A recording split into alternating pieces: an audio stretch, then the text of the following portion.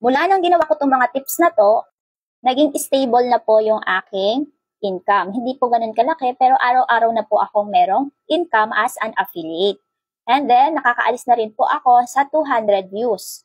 Nagiging 1,000 views na po siya.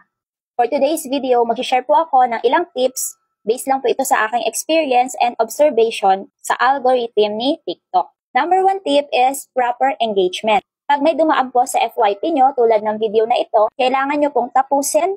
Pwede nyo i-follow kung nagustuhan nyo at gusto nyo pang subaybayan yung video niya. I-heart nyo po, i-click nyo yung copy link kahit hindi nyo na i-share pa sa iba. Then after that, magko-comment po kayo, kailangan makabuluhan.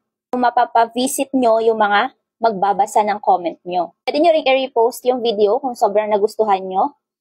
Para lang kayong nanonood sa mga walang basket na video. Diba? Pag nagugustuhan nyo yung video, hina-heart nyo, kaya naman pag nakarelate kayo, mapapacomment pa kayo ng related dun sa topic. Ganun po yung tamang engagement. Hindi lang makapag-heart, makapag-comment ng sticker or one word. Pag nakita niya active ka, nakikipag-engage ka sa iba, bilang kapalit nun, ipupush niya yung mga videos nyo. Number 2 tip, pagkakaroon ng quality video. Kailangan malinaw po yung video nyo, maayos, at kita dapat lagi yung item na pinopromote nyo. Kailangan po, pa nagsalita kayo, naiintindihan kayo ng mga viewers nyo. Kailangan nyo talaga mag-invest ng magandang mic. Merong noise cancelling or noise reduction. Kung kayo ay affiliate at meron kayo mga anak na maiingay or yung paligid nyo napakaingay, kailangan nyo po ng ganong mic. Kung kayo naman po ay gagawa ng video, kailangan yung 3 to 5 seconds, mahuhook nyo na yung attention ng mga manonood. Pwede nyo sabihin dito yung problema or magiging benefits ng item na ino-offer nyo sa kanila.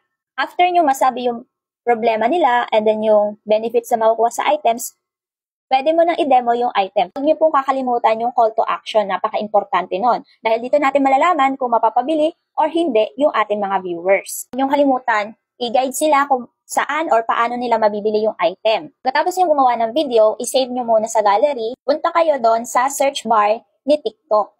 I-search nyo doon yung pinaka-item. For example, wipes. Tinype nyo yung wipes, marami pong lalabas doon na suggestion. Kunin nyo po doon yung 5 suggestion ni TikTok. Pwede nyo siyang i-type sa Messenger and then copy-paste mo siya doon sa gilid ng video na i-upload nyo. Kailangan hindi siya kita sa screen, ayan, para mabasa pa rin ni algorithm kung ano nga ba talaga yung video na ipopost mo. Pwede rin kayong maglagay ng title, catchy title doon sa taas ng video nyo. Pwede kayong kumuha doon sa 5 suggestion ni TikTok. Punta kayo sa description, ilagay nyo rin doon kung ano yung pinopromote nyo item at mga linyahan nyo kung paano nyo sila mapapabili. CTA, call to action, kung saan nila mabibili. Kasama sa description ang paglalagay ng mga trending hashtags na related doon sa ipopromote nyo. Settings nyo, nakaset for everyone. Pili kayo doon sa video nyo, yung pinaka-the best shot na may kasamang item, nakitang-kita talaga yung item. Yun ang gawin yung cover photo. And then, maglagay kayo ng catchy title about dun sa video. Yung unang basa pala, mapapaklik na sila at panonoorin na nila yung video mo. Pwede kayong gumamit ng mga music, mga trending music, para mas makita yung video nyo. Pero para sa akin, mas maganda pa rin own voice, para pwede nyo magamit kapag gusto nyo pang mag-upload ng item na yon. Minsan, yung mga trending music, naalis ni TikTok yung sound na yon. So, magiging mute na lang yung video nyo. Kung gusto niyo talaga na mas mabilisang pag-boom ng followers, pag-boom ng sales nyo, try nyo po yung direct selling, hindi lang pagpo-post ng videos. Yung direct selling po, yun po yung pagla-live. Dalawang klase naman yan ng pagla-live. Pwedeng kita yung mukha nyo or hindi, yung item lang. Pero, nandun pa rin dapat kayo sa likod ng camera para masagot nyo yung mga tanong ng mga viewers nyo. Or, ma-flex mo yung gusto nilang ipa-flex.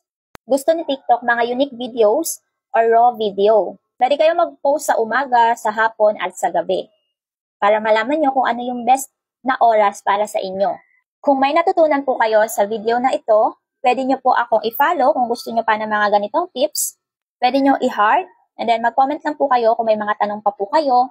Ayan, pwede nyo rin pong i-share at i-repost yung ating video. Sana po itong mga naibigay kong tips ay maging effective din po sa inyo. Pwede po akong balikan dito sa video after nyo magawa ito. Thank you for watching. Bye!